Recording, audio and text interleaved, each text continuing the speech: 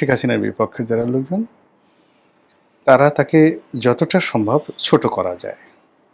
তার ব্যক্তিগত চরিত্র, তার যে বংশমর্যাদা, লেখাপড়া, তার পরিবার, তার ছেলেমেয়ে, তার স্বামী, তার সংসার,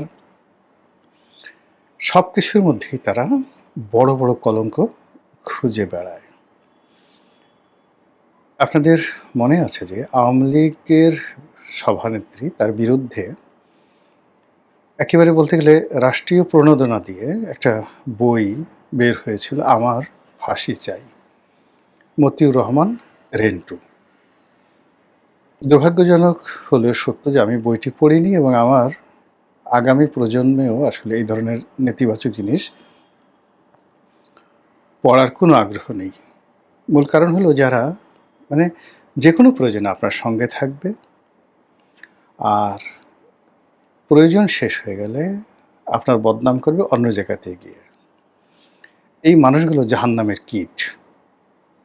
দ্বিতীয়ত হলো যে আপনার স্ত্রী হোক, আপনার সন্তান হোক, আপনার বন্ধু হোক, বান্ধব হোক, আপনার গোপন কথাগুলো, ব্যক্তিগত কথাগুলো, সেটা সত্য হোক মিথ্যা হোক, যখন আপনার শত্রুদের হাতে তুলে দেয়, কিয়ামত পর্যন্ত এই ধরনের মানুষের, যাকে বলা হয়, উপরে আল্লাহর লানত।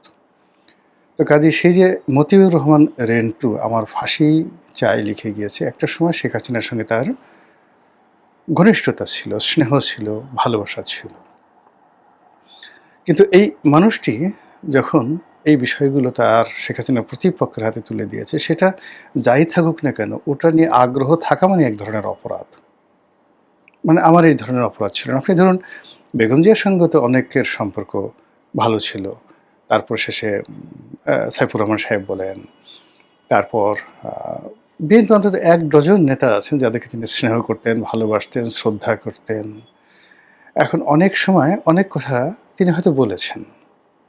সেটি ইতিবাচক কি নেতিবাচক, একান্ত ব্যক্তিগত হোক, কখনো হাস্যচ্ছলে। এখন সেই কথাগুলো যদি সেই লোকগুলো আওয়ামী লীগের হাতে তুলে দেয়, কোনো অবস্থাতেই সেই লোকগুলো ভালো মানুষ নয়। এটা হলো স্বাভাবিক। তো এরকম শেখ হাসিনাকে নিয়ে তার প্রতিপক্ষের যে চিন্তা চেতনা, তার ঠিক রিভার্স চিন্তা চেতনা হলো আওয়ামী লীগের বেশিরভাগ নেতাকর্মী। কিছু মানুষ আছে তাকে অন্ধের মতো ভালোবাসেন আওয়ামী লীগের। কিছু মানুষ আছে অভিমান করেন যে আমাকে কেন অমুকের চাইতে বেশি ভালোবাসে না, বা আমাকে কেন অমুকের চাইতে শেখ হাসিনা কম ভালোবাসেন। এটার একটা শ্রেণী আছে। কিছু মানুষ আছে তার দ্বারা সরাসরি উপকার পেয়েছেন, তারা ওই ১ বার ২ বার ৩ বার উপকার পেয়েছেন, তার প্রতি কৃতজ্ঞ। কিছু মানুষ আছে যাদের তাকদীর, জীবন শেখ হাসিনা জীবনের সঙ্গে মিলে গেছে।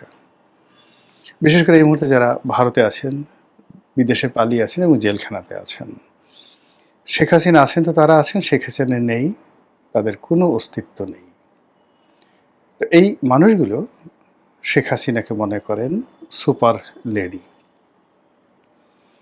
এবং তার দ্বারা সব কিছু সম্ভব, এবং সবসময় এটা আশা করেন যে এই লোকগুলো আসলে যদি শেখ হাসিনা কখনো সুযোগ পান বা পাবেন, তাহলে তিনি ফিরে আসবেন।